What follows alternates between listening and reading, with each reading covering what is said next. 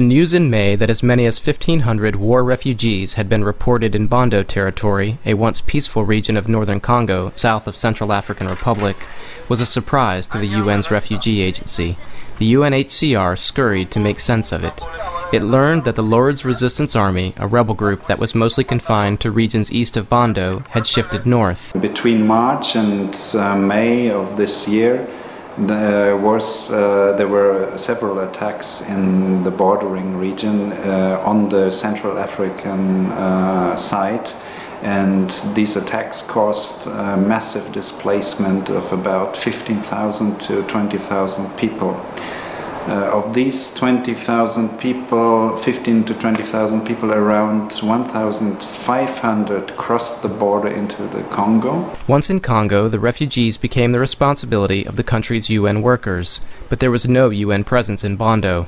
Without land, tools, and seeds, the refugees were in danger of slowly starving, and the LRA was still a threat. We took this decision to create a new refugee camp in safe distance from the border.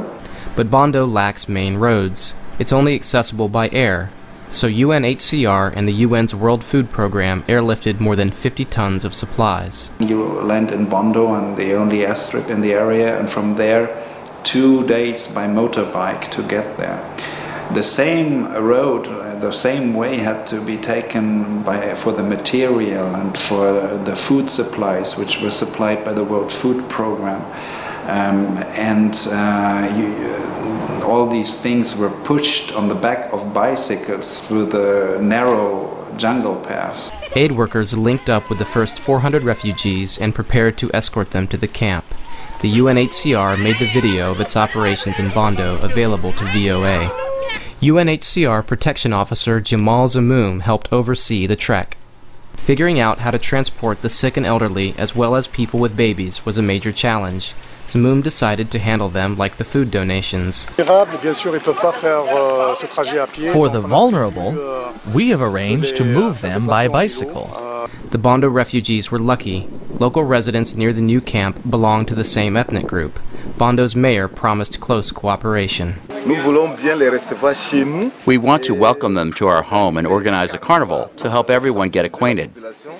As the refugees settled in, the UN was already monitoring the situation in Central African Republic, hoping to return the refugees to their homes. Having people living in a camp is, of course, not an ideal solution.